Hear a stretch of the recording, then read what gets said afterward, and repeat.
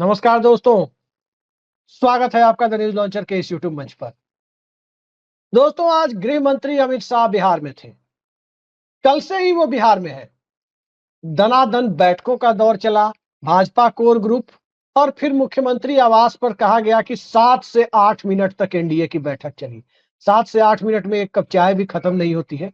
हो सकता है खत्म हो गई हो। लेकिन इन सब से बड़ी खबर यह है कि गोपालगंज में जो रैली हुई, बहुत प्रचारित रैली थी। गोपालगंज की उस रैली में चश्मदीद लोगों ने बताया कि 5,000 लोग भी उस सभा में मौजूद नहीं थे। बेहद कम भीड़ जुटी अमित शाह की सभा में गोपालगंज में। कई राजनीतिक प्रेक्षकों से मैंने बात की तो उन्होंने कहा कि भागलपुर में तो प्रधानमंत्री की सभा में इसलिए भीड़ आ गई थी क्योंकि वहां पर नीतीश कुमार के जो आधार वोटर हैं, कुर्मी धानुक समाज के वोटर, उन लोगों को किसी तरह जेडीयू ने जुटा दिया था, तो प्रधानमंत्री की सभा में भागलपुर में भीड़ हो गई थी। गोपालगंज, आश्चर्य इस बात पर है कि 2.5 दशक के बाद 2014 में गोपालगंज की सीट भारतीय जनता पार्टी लड़ी और पूरे बिहार में सबसे ज्यादा वोटों से जीतने वाली सीट कोई लोकसभा में थी, वो भी बिना नीतीश कुमार के सपोर्ट के, तो गोपालगंज से भारतीय जनता पार्टी चुनाव जीती थी। उस गोपालगंज में भीड़ का नहीं होना क्या मध्य वर्ग की भाजपा से नाराजगी का द्योतक है?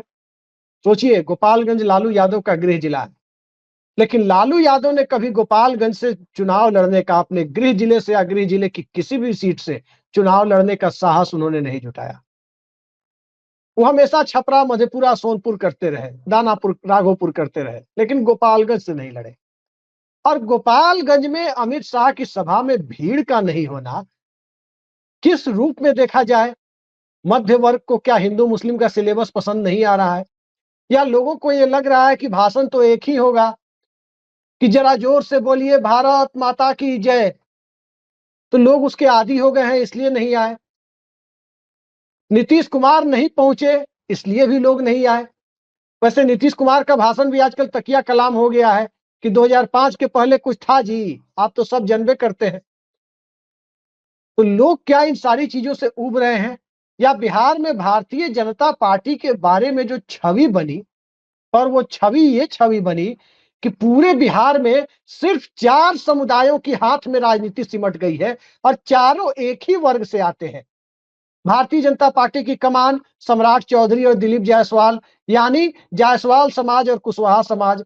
जेडीयू की कमान कुर्मी समाज, आरजेडी की कमान यादव समाज, और यादव समाज ही नहीं बल्कि एक परिवार। तो कहने का मतलब कि 27% जो पिछड़ा वर्ग है, इसी में कमान सिमट गई है। अति पिछड़ा वर्ग, कोई पूछने वाला नहीं। दलित महादलित वर्ग, कोई पूछने वाला नहीं। सवर्ण वर्ग, कोई पूछने वाला नहीं। तो क्या इस वजह से अमित शाह की सभा में भीड़ नहीं आई? क्या कारण है कि भारतीय जनता पार्टी बिहार में राजनीतिक तौर पर अप्रासंगिक होती जा रही है, और वहीं बिहार जैसे राज्य से भारतीय जनता पार्टी ने जो उम्मीदें लगाई थी, एक कारण ये तो नहीं है कि जातिगत जनगणना की मांग को अनसुनी करना या आरक्षण बढ़ाने वाले फैसले को नवी अनुसूची में नहीं डालना, ये भारतीय जनता पार्टी के गले की फांस बन गया है? इन सारी परिस्थितियों पर चर्चा के लिए आज हमारे साथ मौजूद है रोजाना की तरह वरिष्ठ पत्रकार और बिहार की सियासत पर बेहद पैनी नजर रखने वाले, तमाम राजनीतिक दलों और राजनीतिक खेमों के बीच बिहार में लाइव वायर के रूप में चर्चित, कोई भी खेमा हो, किसी का खेमा हो, ऋषि मिश्रा तक खबर छन कर पहुंच जाती है। तो ऋषि मिश्रा जी आज हमारे साथ मौजूद है। सीधे हम ऋषि जी के पास चलते हैं। बहुत बहुत स्वागत है ऋषि जी आपका। हमारे दर्शकों को बताइए, गोपालगंज की सभा में भीड़ के नाम पर 5,000 लोग भी नहीं जुटे। कहा जा रहा था कि 50,000 से ज्यादा कुर्सियों का ही इंतजाम है, ये मैंने सुना था। क्या लगता है कौन सी वजह रही, किसका भ्रम टूटा है भारतीय जनता पार्टी से कि गोपालगंज की सभा में भीड़ नहीं हुई? देखिए, मैं इसलिए बार बार कहता हूं कि तमाम परिस्थितियों के बावजूद, तमाम ऑड इवन डेवलपमेंट के बावजूद नीतीश कुमार क्यों प्रासंगिक हैं और नीतीश कुमार क्यों जरूरी हैं और क्यों मजबूरी है। आज गोपालगंज में भाजपा के नंबर 2 के नेता का रैली था। और इस रैली का आयोजन जो है बिहार प्रदेश भाजपा के जिम्मे था और कई दिनों से इसको लेकर तैयारी चल रही थी। और फिर भी जैसा आप बता रहे हैं और जो खबर भी आ रही है कि अपेक्षाकृत बहुत कम भीड़ जो है वहां गर्मी भी नहीं अमित पड़ शाह रही को है ज्यादा, अभी उतनी गर्मी अमित भी नहीं शाह है। जी अमित शाह को देखने के लिए, अमित शाह को सुनने के लिए, भारत माता की जय सुनने के लिए लोग नहीं आए। तो इसका ये अर्थ है कि इसके जो पॉलिटिकल संकेत हैं कि यदि भाजपा को आज भी जो भाजपा सोच रही है कि हम एक विकल्प बन सकते हैं, अपने बलबूते सरकार बना सकते हैं, नीतीश कुमार को साइडलाइन कर सकते हैं, नीतीश कुमार को इंजन से हटा के बोगी बनाने का जो सपना बीजेपी देख रही है, वो मुझे लगता है कि आज के रैली के बाद भाजपा के जो बिहार के रणनीतिकार हैं, जो चुनाव को देख रहे हैं, जिनके हाथों में चुनावी कमान होगा, उनको सोचना होगा। और मुझे लगता है कि आज के बाद, आज जो संकेत मिले उसके बाद कहीं ना कहीं जेडीयू फिर से एक प्रेशर बनाने में, मुझे लगता है कि प्रेशर गेम में चालू हो जाएगा कि हमें कम से कम अधिक से अधिक सीटों पे चुनाव लड़ाया जाए, हमें दिया जाए, जो मेरा हक है वो दिया जाए। 115 सीटों पे 2020 में जेडीयू लड़ी थी, बाकी सीटों पे बीजेपी और तमाम अलायंस पार्टनर चुनाव लड़ी थी। और ये जेडीयू का कहना भी सही है कि चाहे लोजपा हो, चाहे वो जीतनराम मांझी हो, उपेंद्र कुशवाहा हो, ये आपके मित्र हैं, आपके सहयोगी दल तो एनडीए के हैं, लेकिन मित्रवत व्यवहार नीतीश कुमार के तुलना में आपसे बेहतर है। तो बाकी 115 यदि 2020 के फॉर्मूला को भी एक मानक माने तो 115 के बाद जो बचता है आप उसमें किसको क्या देते हैं, उससे जेडीयू को कोई लेना देना नहीं। तो जो संकेत मिल रहे हैं, और मैं बार बार इसलिए कह रहा हूं, तमाम जो दिल्ली में बैठे पत्रकार बड़े बड़े कोट टाई पहन के, बड़े भारी भरकम पैकेज लेके जो बैठते हैं, बड़ा स्टाइल से, बड़ा अपना अलग अंदाज में जो कहते हैं कि Nitish Kumar is now over in Bihar, और तरह तरह के अंग्रेजी वो वर्ड भी हमें नहीं आता, हमको डिक्शनरी देखना पड़ता है। मैं कह दूं, नीतीश कुमार आज भी, कल भी प्रासंगिक थे, आज भी प्रासंगिक हैं और आने वाले 5 सालों तक प्रासंगिक रहेंगे। और यदि उनके पुत्र या जिनको भी वो अपना वारिस बनाते हैं, वो राजनीति को ठीक ठाक ढंग से संभाल लेंगे, तो आगे भी 20-30 सालों तक जेडीयू ही प्रासंगिक रहेगा। क्योंकि जो जिस प्रकार का कॉम्बिनेशन है, उसमें 17-18% पिछड़े, अति पिछड़ों का जो वोट नीतीश कुमार के पास है, वो शायद ही किसी पार्टी के पास है। हाँ, बीजेपी इस पे काम कर सकती थी, आपके पास समय था, आप 20 सालों से सत्ता में हैं, कुछ दिनों को हटा दीजिए। तो बिहार में कौन डोमिनेट करता है पॉलिटिक्स में? देखिए, यदि आप ओबीसी में देखिए तो यादव, और गैर यादव में देखिए तो कुशवाहा, कुर्मी, उधर देखिए तो जायसवाल समाज, जो अभी देख लीजिए संजय, सब ओबीसी की 27% आबादी में है। आप संजय जायसवाल प्रदेश अध्यक्ष थे, उसके बाद किशोर कुछ दिनों के लिए मुख्यमंत्री, कुछ दिनों के लिए सम्राट चौधरी को बनाया गया, फिर कौन अध्यक्ष बने? दिलीप जायसवाल। अभी पार्टी के चेहरा एक तरह से कौन है? कल यदि आप सीट शेयरिंग देखिए, मंच पे जो जिस प्रकार से जिन लोगों को इंपॉर्टेंस दिया गया, अमित शाह के बगल में एक तरफ कौन थे? सम्राट चौधरी, दूसरी तरफ कौन थे? दिलीप जायसवाल। तो जायसवाल और कुशवाहा, और उधर क्या है अपोजिशन में? यादव, मुस्लिम, थोड़ा बहुत मुकेश सहनी, और अब कांग्रेस के नए इक्वेशन के हिसाब से रविदास समाज। बाकी ईबीसी 36% कहाँ गया भैया? सवर्ण कहाँ गया? 36% सवर्ण कहाँ गए? ये विजय सिन्हा जी को नाम मात्र के डिप्टी सीएम बनाए हुए हैं आप लोग। नीतीश कुमार कोई सलाह भी लेते हैं क्या? कभी नीतीश कुमार अपने गाड़ी में बैठाते भी हैं उनको, विजय सिन्हा को? ठीक है, आपने भूमिहारों को खुश करने के लिए विजय सिन्हा को बना दिया, लेकिन विजय सिन्हा का सम्राट चौधरी के तुलना में कितना इंपॉर्टेंस है पार्टी में, आप समझते हैं? किस प्रकार से एक उनको विभाग से हटा दिया गया, और चर्चा ये है कि एक बड़े कॉन्ट्रैक्टर के दबाव में हटाया गया। चर्चा है, मैं नहीं कह रहा हूं कि यही स्टोरी मतलब फैक्ट्स है, चर्चा है। और खुद विजय सिन्हा ने कहा, इसकी पुष्टि एक तरह से की कि किसी ठेकेदार की इतनी हैसियत नहीं है कि हमारा मंत्रालय बदलवा दे। जी तो मतलब वोट लेंगे फॉरवर्ड का, वोट लेंगे ईबीसी का, मलाई मारेगा यादव कुशवाहा कुर्मी, जायसवाल। जायसवाल, और ईबीसी 36% और 1.5% और बढ़ा दीजिए तो 37.5% कहाँ जाएगा? ये रामेश्वर चौरसिया जैसे नेता कहाँ जाएंगे? जी वोट चाहिए चौरसिया का, वोट चाहिए मतलब ईबीसी के तमाम लोगों का। मुख्यमंत्री बनेगा कोई और सम्राट चौधरी, मुख्यमंत्री बनेंगे नीतीश कुमार। नहीं, जो तो बात ये आप कह रहे हैं, हम अमित समझने शाह की की सभा पर जरूरत है। आते हैं ऋषि जी, हम अमित शाह की सभा पर मैंने आते हैं। मैंने भाजपा और तमाम पॉलिटिकल पार्टियों के दुखती रग पे हाथ रख दिया है, और आज के आपके प्रोग्राम के बाद मुझे लगता है कि बहुत बड़ा बदलाव होने जा रहा है बिहार की राजनीति में। आप ईबीसी 37.5% को मजाक में लेते हैं, मतलब आप मतलब वोट चाहिए इनका आपको और भागीदारी देंगे कुछ भी नहीं। अब बता दीजिए ना कौन सा नेता है जो जेडीयू आरजेडी में और बीजेपी में ईबीसी का? नहीं, ये तो कहेंगे, अरे ये तो कहेंगे कि हमने कर्पूरी ठाकुर को भारत रत्न दे दिया। कर्पूरी ठाकुर को भारत रत्न दे देने से कर्पूरी ठाकुर का सम्मान बढ़ गया क्या? वो बिना भारत रत्न के ही भारत रत्न थे और हैं। और बड़ी चीज ये है कि आज ईबीसी समाज को आपने क्या दिया? उस समाज का क्या होगा? देखिए, किसी एक व्यक्ति को हम राष्ट्रपति बना दे, उससे वो पूरे समाज का भला नहीं हो सकता। उस समाज के लिए आपने क्या किया? पॉलिटिकल रिप्रेजेंटेशन क्या है? कितने विधायक हैं? पार्टी अध्यक्ष आज बता दीजिए, आप हमको बता दीजिए कौन कौन से नेता हैं ईबीसी से जो किसी भी पार्टी का अध्यक्ष है? यदि मैं गलत हूं तो बता दीजिए। मेन मेन जो पॉलिटिकल पार्टी है, कांग्रेस हो, बीजेपी हो, राजद हो। जी बिल्कुल बिल्कुल, आप सही कह रहे हैं। खैर, कांग्रेस ने तो महादलित समाज से अध्यक्ष बनाया है, खैर एक सकारात्मक पहल की है। लेकिन एक चीज आपको याद होगा, चूंकि गोपालगंज की हम बात कर रहे हैं, सभी जानते हैं गोपालगंज एक सुरक्षित लोकसभा सीट है। गोपालगंज एक सुरक्षित लोकसभा सीट है। सबसे ज्यादा वोटों से जब भाजपा लड़ी तो वहां जीती। और आज की परिस्थिति आप देखिए, 3 महीने पहले का वाकया याद कीजिए। बाबा साहब भीमराव अंबेडकर के ऊपर संसद में एक बात कही थी अमित शाह ने, काफी वावेला मचा।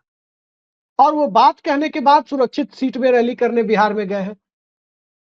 सुरक्षित सीट है तो स्वाभाविक है कि बाबा साहब को मानने वाले लोगों की तादाद, वैसे तो हम सभी मानते हैं, लेकिन बाबा साहब से विशेष रूप से श्रद्धा रखने वाले लोगों की तादाद गोपालगंज में सामान्य सीटों की तुलना में सुरक्षित सीट में ज्यादा जरूर होगी। ये एक वजह तो नहीं थी कि गोपालगंज में भीड़ नहीं थी। बिल्कुल। देखिए, अमित शाह जी ने गोपालगंज को ही क्यों चुना, समझने की जरूरत। जो उनपे एक आरोप लगा है, एक तरह से दाग लगा है, उस दाग को मिटाने का प्रयास उन्होंने एक रिजर्व सीट को चुना, गोपालगंज को चुना। और गोपालगंज की जनता ने क्या रिस्पॉन्स दिया है ये कहने की जरूरत नहीं है। सच को प्रमाण की जरूरत नहीं पड़ती है जी। और अमित शाह ने जिस प्रकार से पार्लियामेंट के पटल पे बाबा साहब भीमराव अम्बेडकर को लेकर जो कहा, एक तरह से उन्होंने तो अपमान ही किया ना। अम्बेडकर अम्बेडकर अम्बेडकर, इतना नाम तो भगवान का लेते तो ये मिल जाता। मतलब ये आप टोन देखिए ना, टोन को पकड़िए। तो वोट चाहिए दलितों का, वोट चाहिए महादलितों का, और उनके आइकन का अपमान करेंगे और उनके यहाँ सभा भी करेंगे सुरक्षित सीट पर, और दाग मिटाने के लिए कि भाई जैसे मोदी जी वाकपटुता में तेज हैं। जब रिजर्वेशन और ये जातीय जनगणना की बात आती है तो कहते हैं हिंदुस्तान में 4 ही वर्ग है, और जब वोट चाहिए तो कहते हैं ओबीसी का बेटा है। उससे भी मन नहीं भरता तो कहते हैं ईबीसी का बेटा है। और जहां जाते हैं उससे कहते हैं ये तो मेरा दूसरा घर है, और तीसरा घर कौन कहाँ है पता नहीं। जी। जहां जाते हैं तो कहते हैं इससे मेरा पता है कि मेरे गांव जाएं, टिकवारा छोटा सा गांव है, कहे कि यहाँ से बचपन से मेरा लगा हो रहा है। चलिए, एक और चीज है, गोपालगंज की सभा में भीड़ नहीं होने का एक कारण और बताया जा रहा है। ऋषि जी 10-11 एक और बात वहां अमित शाह ने कही है, और आपको जानकर हैरत होगी कि क्या कहा है उन्होंने। उन्होंने कहा है कि 5 साल के लिए एनडीए की सरकार फिर से बनाइए, बिहार को बाढ़ से मुक्ति दिला देंगे। मतलब 11 साल से आप क्या कर रहे थे? 11 साल से इसका मतलब आप लोगों को मूर्ख बना रहे थे। 11 साल में बाढ़ से मुक्ति दिलाना याद नहीं आया? 5 साल, अच्छा हाँ, बंद चीनी मिलों को चालू करा देंगे, ये बात भी कही है। मोतिहारी में प्रधानमंत्री नरेंद्र मोदी आए थे तो बोले थे 2014 में कि मोतिहारी की चीनी मिल से अगली बार आएंगे तो जो बंद चीनी मिल है उसमें बनी चीनी से चाय पिएंगे। आज बोले हैं बंद चीनी मिलें सब बिहार की चालू करा देंगे, और फिर बोले हैं कि बाढ़ से मुक्ति दिला देंगे। तो 11 साल से भारतीय जनता पार्टी क्या कर रही थी? बिहार को क्या कर रही थी कि वो याद नहीं आया, अब याद आ रहा है? देखिए, हमने अभी जो चाय पी है वो चीनी कहाँ का नहीं मालूम, लेकिन मोतिहारी का नहीं है। जिस बिल की मोतिहारी मुजफ्फरपुर से बहुत नजदीक है, बहुत नजदीक है। हालांकि जब भी मैं घर जाता हूं तो मैं लोगों से पूछता हूं, माँ से या घर के जो भी प्रबंधन को जो देखते हैं कि भाई चीनी कहाँ से आता है, तो वो बताती हैं कि नहीं, मोतिहारी मोतीपुर से नहीं आया। तो ये बार बार दीप स्वप्न दिखाना कि ये हम आएंगे तो ये कर देंगे। भैया 20 सालों से हैं आप, और आपके ये गठबंधन सरकार में तो भाई कौन कौन से इंजीनियर देखिए, कितने कितने बड़े बिल्डिंग बना लिए। क्या नाम है? नारायणी दास, क्या नाम भी भूल गया मैं। तारनी दास। अब तारनी दास के तारन हार कौन है पता नहीं जी। तो ये स्वप्न दिखाने का है कि हम बिहार को बाढ़ मुक्त कर देंगे। तो 20 सालों में आप क्या खेला कर रहे थे? अब आएंगे तो मोतिहारी में कहा, मोतीपुर में ना है जो चीनी मिल है, मोतिहारी टाउन में है। मोतिहारी टाउन में है, तो वहां से चीनी लाके चाय पिलाएंगे। तो 20 सालों में क्या कर रहे थे आप? तो जवाब देना होगा ना मिस्टर को। चालू कर देंगे आज और उन्होंने कहा है। बिहार, एक बात मैं बता दूं, बिहार के लोग जो है बुद्धि कौशल में बिहार का तुलना शायद ही किसी राज्य से कर सकते हैं, खासकर पॉलिटिकल पॉइंट ऑफ व्यू में। एक हमारे जो श्रमजीवी हैं वो भी किसी अन्य राज्य के लोगों से अधिक राजनीति को समझते हैं। तो ये बार बार जो ये स्वप्न दिखा रहे हैं, और ये मतलब क्या कहावत है, कांट की आरी बार बार नहीं चढ़ता है अमित शाह जी। ये हिंदू मुसलमान 2015 में बिहार विधानसभा चुनाव की कमान इन्हीं के हाथों में था ना, शमशान वर्सेस कब्रिस्तान, ईद और दिवाली, बकरी और गाय।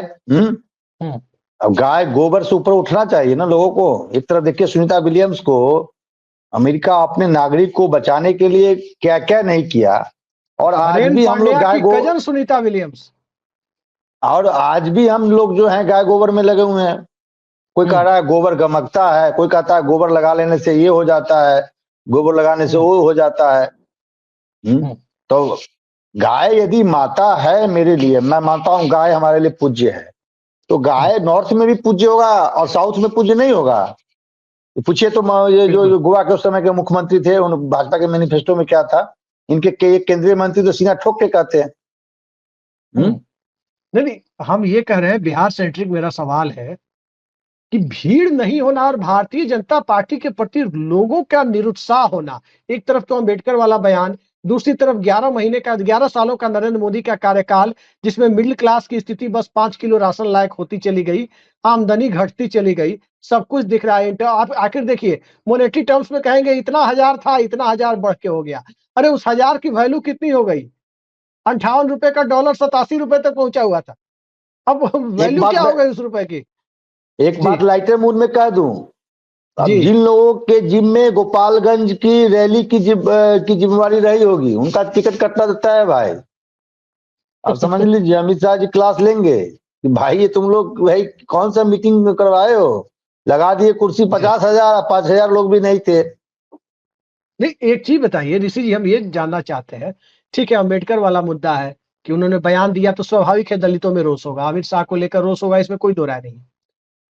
बिहार के मामले में, बिहार खास करके श्रमजीवी हो, मजदूर भाई हो, पढ़ने लिखने वाले नौजवान हो, वो भी श्रमजीवी हैं। सरकारी नौकरियां हो, प्राइवेट नौकरियां हो, इस देश में जॉबलेस ग्रोथ की कॉन्सेप्ट पर बीजेपी आगे बढ़ती गई। 55 सालों में सबसे ज्यादा बेरोजगारी भारत में, अभी कुछ साल पहले आई थी रिपोर्ट, 2-3 साल पहले।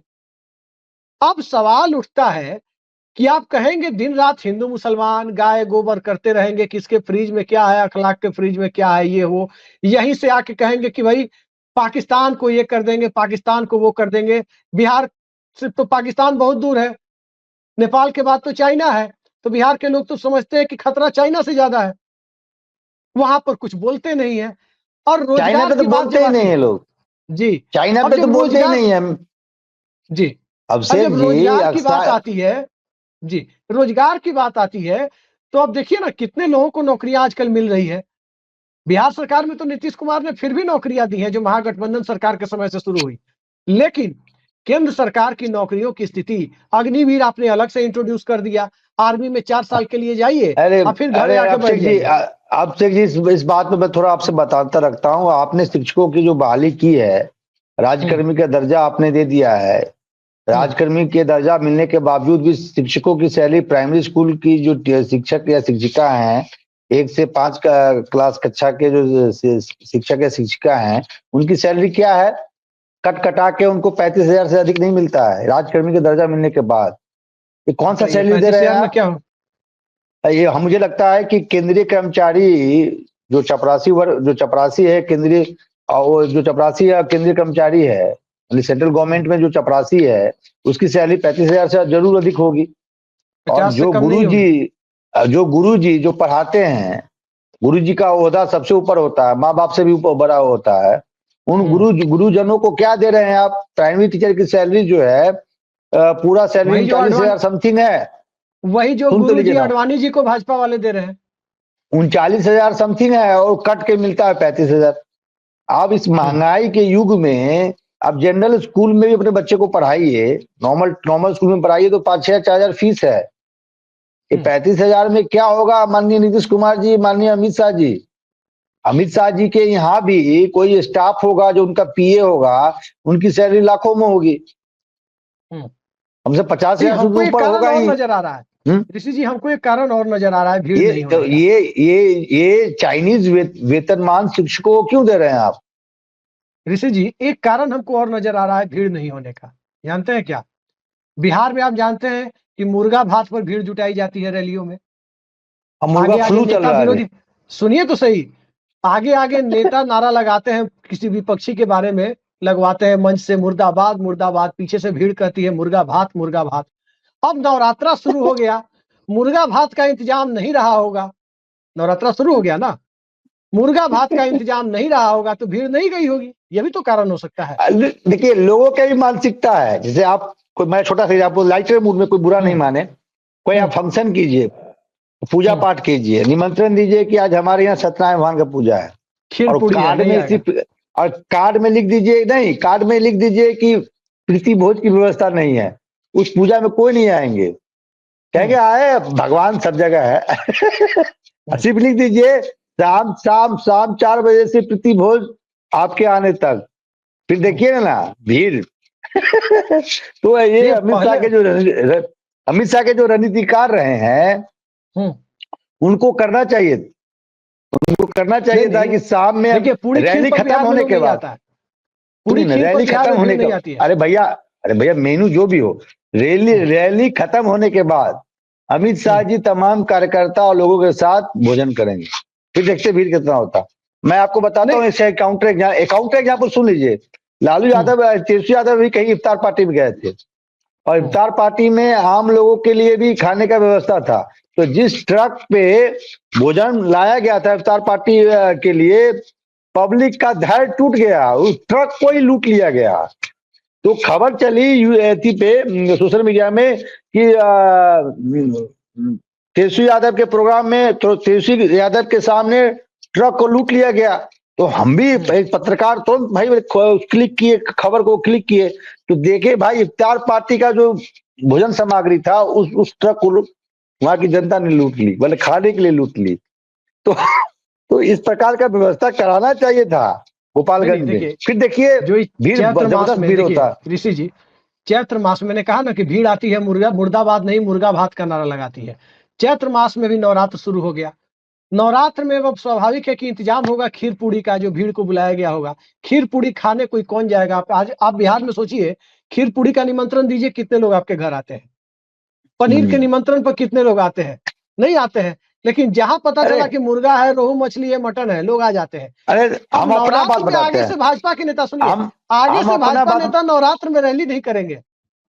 हम पत्रकार लोग भी जाते हैं कॉन्क्लेव में, 5 स्टार में कॉन्क्लेव होता है, तो बाकी चीजों पे कंसंट्रेट नहीं करते हैं। एक रोटी लिया, बाकी पूरा प्लेट में बटन है। आप उनकी बात करें, मैं अपनी बात कर रहा हूँ। कल ईद उल फित्र है, सबको हमारे मुस्लिम भाइयों को शुभकामनाएं। हम खुद अपनी ईद बात की बता रहे हैं कि कौन कौन हमारे मित्र हैं जो सिर्फ सेवई खिलाते हैं। उनके यहाँ हम क्या करेंगे? व्हाट्सएप से ही कह देंगे कि बहुत बहुत ईद की आपको शुभकामनाएं। और जो सेवई नहीं, जो जो मटन वटन खिलाते हैं ईद में, हाँ, उनके यहाँ सुबह से ही जो है हल्का फुल्का नाश्ता करके पहुंच जाएंगे हम भी, कि चलो भाई इनके यहाँ पहुंचना चाहिए। तो स्वाभाविक है, बिहारी है तो आदतें तो वही रहेंगी, जाएगी कहाँ? भले ही अभी फूड पॉइजनिंग से जूझ रहे हैं, लेकिन ज्यादा दवा इसीलिए जल्दी जल्दी खा रहे हैं ताकि कल हमारा पेट ठीक रहे। जी। तो देखिए, हम भी उसी समाज से आते हैं, हमारा भी नहीं मिजाज नहीं, तो वही है, मैंने क्या कहें? मैंने अपने अपने बारे में बताया। जैसे न्यूज 18 है, तमाम न्यूज चैनलों का कॉन्क्लेव होता है, हर 2-3 महीना पे कॉन्क्लेव होता है। तो पत्रकारों को बुलाया जाता है, हम लोग पैनलिस्ट हैं, तमाम चैनलों के पैनलिस्ट हैं, तो उनको आमंत्रण दिया जाता है। फर्स्ट रो जो टेबल होता है हम लोगों के लिए बुक होता है, जिसमें मुख्यमंत्री से लेकर तमाम अभिनेता वो बैठते हैं। जी। तो हम लोग प्रोग्राम से अधिक कंसंट्रेशन आता है कि भाई डिनर जो लंच होगा कब होगा। लंच जी। होगा तो भाई एक रोटी लेना है, थोड़ा सलाद लेना है, बाकी में पूरा मटन होना चाहिए। बाकी चीज पे कोई चलिए ध्यान आखिरी नहीं। सवाल पर, तो है ऋषि ही। जी आखिरी सवाल पर आते हैं। अमित शाह जी ने गोपालगंज की सभा में कहा है, पटना में भी ये बात दोहराई गई है, मोदी जी और नीतीश जी के नेतृत्व में एनडीए को जीत दिलाइए। वही सवाल अभी भी बना हुआ है कि मोदी जी और नीतीश जी के नेतृत्व में एनडीए को जीत दिलाइए। मतलब मोदी जी तो मुख्यमंत्री बनेंगे नहीं, नीतीश जी के नेतृत्व में जीत दिलाइए, मोदी जी और नीतीश जी के नेतृत्व में। लेकिन नीतीश जी को मुख्यमंत्री बनाइए अगले 5 साल के लिए, ये बात नहीं कही गई है। क्या लग रहा है, अब ये संशय गहरा रहा है या मामला कुछ दूसरा है? देखिए, बीजेपी इस हैसियत में नहीं है कि यह कहे कि चुनाव के बाद हम नीतीश कुमार को सीएम नहीं बनाएंगे। जनता को कंफ्यूजन में रखना इसलिए चाहती है क्योंकि आपको 17% वोट चाहिए। जैसे ही पिछड़े वर्ग में ये मैसेज जाएगा, पिछड़े अति पिछड़े में जो मैसेज जाएगा, जो नीतीश कुमार का कोर वोट बैंक है, कि अगला सीएम नीतीश कुमार नहीं होगा, तो मैं दावे के साथ कहता हूं कि वह तबका, उस तबके के ठीक ठाक वोट जो है राजद की तरफ शिफ्ट कर जाएगी। तो अमित शाह राजेश राम का, और अमित शाह, ये बीजेपी यह समझती है कि नीतीश कुमार का जो समा है, माहौल है, उसको बना के रखना है। हाँ, बीजेपी, मैं आज कह दूं, नोट कर लीजिए, आज ईद से एक दिन पहले ऋषि मिश्रा ने कहा था, यदि बीजेपी की सीटों की संख्या ठीक ठाक रही तो नो डाउट बीजेपी अपना मुख्यमंत्री बनाना चाहेगी बिहार में। ये बात आप समझ लीजिए। लेकिन चुनाव से पहले ऐसा कुछ बीजेपी करने नहीं जा रही है जिससे ये लगे कि नीतीश कुमार इस गठबंधन के नेता नहीं है। और ये बार बार दोहराया जाएगा कि नीतीश कुमार के ही लीडरशिप में चुनाव होगा। लेकिन सबसे बड़ा यक्ष प्रश्न ये है कि चुनाव के बाद यदि एनडीए सत्ता में आती है तो मुख्यमंत्री कौन होगा? क्या वो कुशवाहा समाज से होगा, क्या वो जायसवाल समाज से होगा, या कोई फॉरवर्ड होगा? हालांकि 3-4 लोग जो हैं इनके लूप में हैं, दोनों के, अमित शाह और नरेंद्र मोदी जी के। अब किनको सर पे ताज पहनाते हैं, यही दोनों डिसाइड करेंगे। लेकिन चर्चा भाजपा अध्यक्ष को लेकर भी है। यदि मोदी अमित शाह के खेमे से कोई अध्यक्ष बनता है तो बात फिर इन्हीं दोनों की चलेगी। और यदि संघ का चलता है और ऐसा कोई मजबूत नेता राष्ट्रीय अध्यक्ष के रूप में आते हैं तो ये फिर एक कंफ्यूजन वाली बात होगी कि कौन मुख्यमंत्री होगा। चर्चा राजनाथ सिंह को लेकर भी है, क्योंकि संघ और नरेंद्र मोदी, दोनों के बीच में एक कंप्रोमाइज कैंडिडेट राजनाथ सिंह हो सकते हैं, लेकिन एक उम्र का पड़ाव है।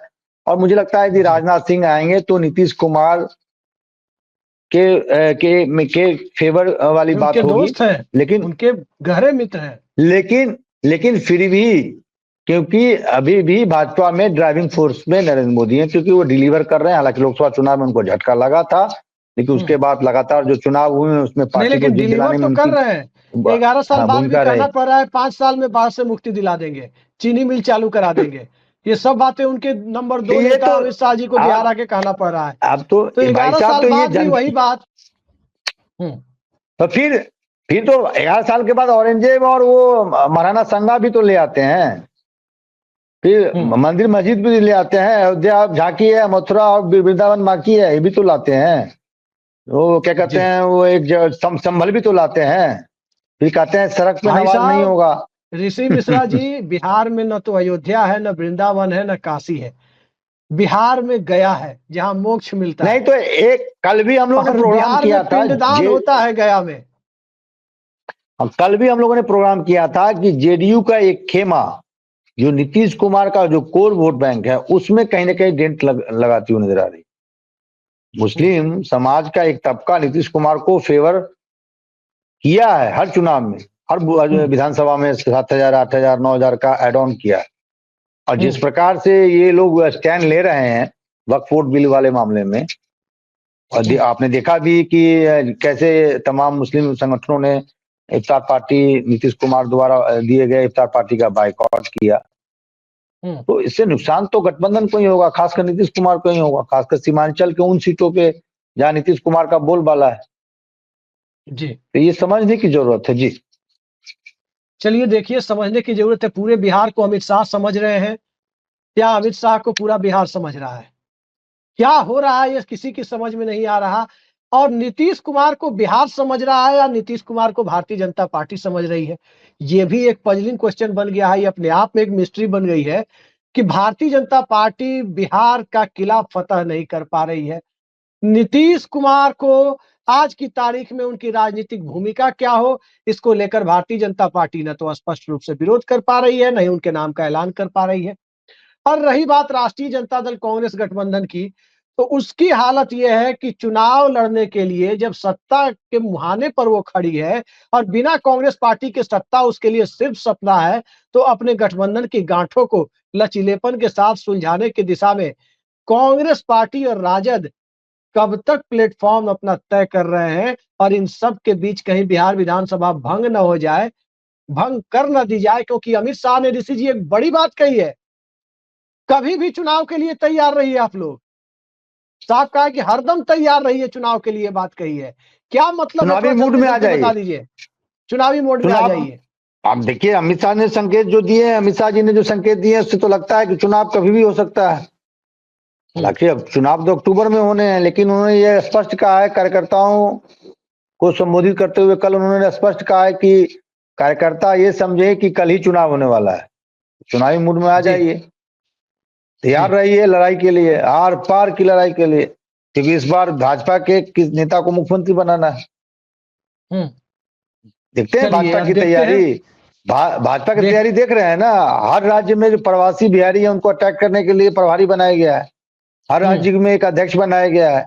हमारे कई मित्र हैं जो प्रवक्ता हैं, वो वीडियो बना बना के डाल रहे हैं ट्विटर पे, कुछ 5-6 बिहारियों से मिल लेते हैं जी, डालते हैं, का बा क्या हाल बा, ठीक बा, पहले शासन कहन बा, अब शासन अच्छा बा, रोड ठीक बा, बिजली आवेद बा, ये सब नहीं, ये सब लोग जो है इस तरह की वीडियो बना के डालते रहते हैं। बिहार की राजनीति में उससे फर्क नहीं पड़ता है। बिहार की राजनीति, और बहुत कड़वी सच्चाई बताएं तो बिहार की राजनीति सिर्फ और सिर्फ एक एस्पिरेशनल क्लास होने के बावजूद जातीय समीकरण के सहारे चलती है। और कभी भी बिहार में उत्तर प्रदेश की तरह जाति भूलकर लोग धर्म को के पैरामीटर पर खड़े हो जाए, सांप्रदायिकता के पैरामीटर पर खड़े हो जाए, ये हो ही नहीं सकता है। चाहे कोई कुछ कर ले, अगर वही होना होता तो प्रशांत किशोर, अरविंद केजरीवाल की तरफ बिहार में खड़े हो गए होते। अगर वही होना होता तो 2015 में भारतीय जनता पार्टी सरकार बना चुकी होती। बिहार की राजनीति में सबसे बड़ा सत्य यही है कि भारतीय जनता पार्टी इसका तोड़ नहीं निकाल पा रही है जो उसे निकालने की जरूरत है, क्योंकि उसे लगता है एक समूह को साधो तो दूसरा नाराज, दूसरे को साधो तो तीसरा नाराज। अब पूरी लीडरशिप प्रदेश में चली गई है, तीनों पार्टियों के पिछड़े वर्ग में, राजद की यादव में, जेडीयू की कुर्मी समाज में, भाजपा की जायसवाल समाज और कुशवाहा समाज में। और 27% में जब पूरी लीडरशिप सभी पार्टियों की सिमट गई है, तो कांग्रेस पार्टी ने जो पहल की है महादलित समाज में लीडरशिप ले जाने की, तो कहीं ना कहीं अति पिछड़ा और सवर्ण समाज को भी लग रहा है कि 27% में के साथ रहना बेहतर है, या क्यों ना कांग्रेस पार्टी के साथ चला जाए। मंथन का दौर जारी है, भले ही इस चुनाव में उसका नतीजा ना निकले, लेकिन जब एक बार मंथन शुरू हो जाता है तो सियासत के चाल चरित्र और चेहरे को बदलने में बहुत लंबा अरसा नहीं लगता। देखते हैं क्या लगता है। फिलहाल तो गोपालगंज में खेला हो गया है और अमित शाह को भी खेला दिखाई दे दिया है कि ये बिहार है और इस बिहार को गुजरात के नजरिए से नहीं देखा जा सकता, भारत माता की जय के नारे लगाने के नजरिए से नहीं देखा जा सकता। और इन सब से आगे बढ़ करके देखें तो हिंदुस्तान पाकिस्तान की बात करने से और बलवाइयों को उल्टा टांग देने की बात करने से बिहार को नहीं देखा जा सकता, क्योंकि बिहार के लोग उल्टा सीधा टांगने की बात बाद में करते हैं। बिहार के लोग जो देखते हैं वो सबसे पहले यही देखते हैं कि जो कैंडिडेट हैं, जो मोहरे हैं, उसमें उनका अपना कौन है, और जब अपना नहीं है तो कौन उनको झुक के सलाम प्रणाम आदाब करता है, ये दोनों देखते हैं। तो इन दोनों के बीच एक बात तो कहनी होगी कि मैंने भी भाजपा के बहुत सारे कैंडिडेट को देखा है, अकड़ बहुत ज्यादा होती है चुनाव में, और यही कारण है कि भाजपा पिछड़ती है। खैर, देखते जाइए क्या होता है। आज के बाद बिहार की सियासत में गर्माहट आनी तय है। ऋषि जी, गर्माहट के लिए तैयार रहिएगा, और कल जितना जगह से सेवई वही खा करके आए, जितना जगह से मटन उटन खा करके आए, 2 दिन के लिए नवरात्रा में मैंने भी माफी मांग ली है आज और कल के लिए, कि 2 दिन के बाद नवरात्रा हम भी मान लेंगे, क्योंकि 2 दिन थोड़ा बढ़िया से कुछ खाना पीना हो जाए, पीना नहीं मतलब खाना हो जाए, और फिर उसके बाद हम भी चुनावी हिंदू तो नहीं हो सकते, हिंदू है, हिंदू रहेंगे। बहुत बहुत धन्यवाद ऋषि जी, नमस्कार।